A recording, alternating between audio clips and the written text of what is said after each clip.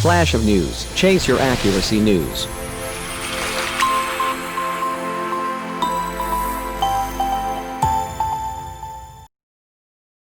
Trump assails rival Biden, accepting Republican nomination for second White House term. President Donald Trump, accepting the Republican nomination for a second term, said on Thursday, August 27, that he alone stands as a bulwark against the forces of socialism, anarchy and extremism that his Democratic rival Joe Biden would champion if elected in November. Speaking from the White House South Lawn despite criticism he was using the executive residence as a political prop, Trump asserted that a Biden victory would only worsen the crises besieging the country. This election will decide whether we save the American dream or whether we allow a socialist agenda to demolish our cherished destiny, Trump said on the fourth and final night of the Republican National Convention.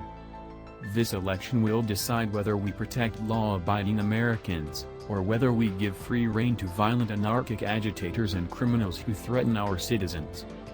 Despite the coronavirus pandemic, Trump delivered his remarks in front of more than 1,000 people, standing in front of dozens of American flags and basking in chants of 4 more years. And USA. Though an incumbent seeking a second 4-year term, Trump remains a self-styled outsider, an approach that won him the White House, his first elected office, in 2016 on the promise to end the crime and violence he said was afflicting the country. With the country reeling from the pandemic and a wave of anti-racist protests, several speakers on Thursday argued that state and city Democratic leaders, not the Trump administration, were to blame for the racial strife convulsing U.S. cities, including Kenosha, Wisconsin, where this week police shot and paralyzed a black man.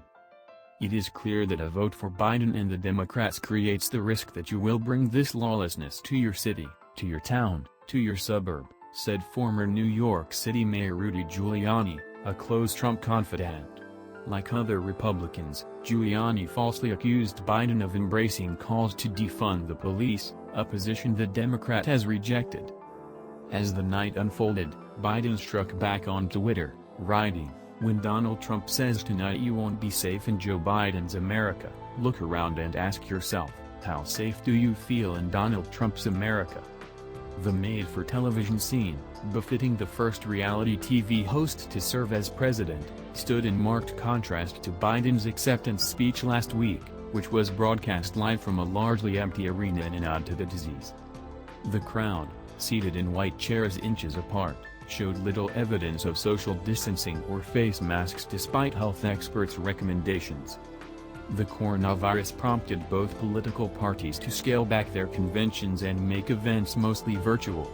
The Trump campaign said it had taken appropriate health precautions. In a reminder of the country's divisions, attendees could hear anti-Trump protesters at nearby Black Lives Matter Plaza as he spoke. More than 180,000 deaths.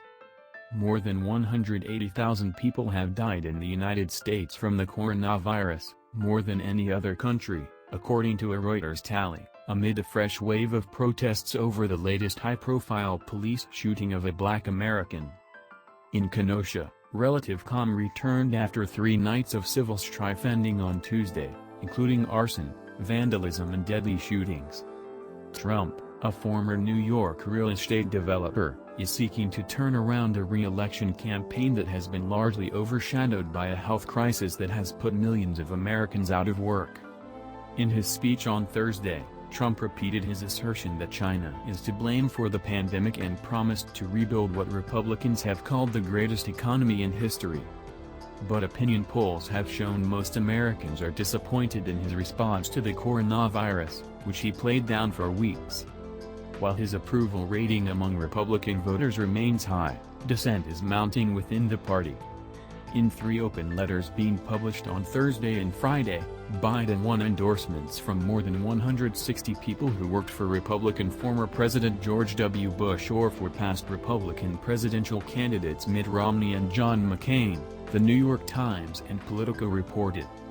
Earlier this week, 27 former Republican lawmakers endorsed Biden while the Lincoln Project, among the most prominent Republican-backed groups opposing Trump, said a former Republican Party head had joined it as a senior advisor.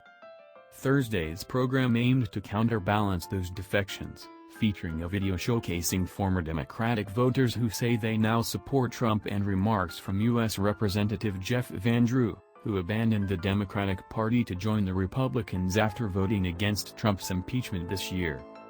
Joe Biden is being told what to do by the radicals running my former party, the same radicals trying to install him as their puppet president, he said. The program also included several emotional appeals, including from the parents of Kayla Mueller, an aid worker who died after being held captive for months by Islamic State militants in Syria.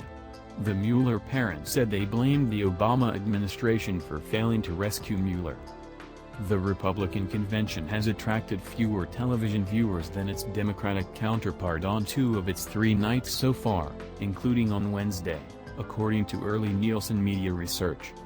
A total of 17.3 million people watched the third night of the mostly virtual Republican National Convention on Wednesday, according to Nielsen, fewer than the 22.8 million viewers for the third night of last week's Democratic convention. Trump kicked off the week on Monday by accusing Democrats of seeking to steal the election by advocating for mail-in voting. His previous high-profile speeches have also emphasized grim themes, including his inaugural address in January 2017 that described American carnage.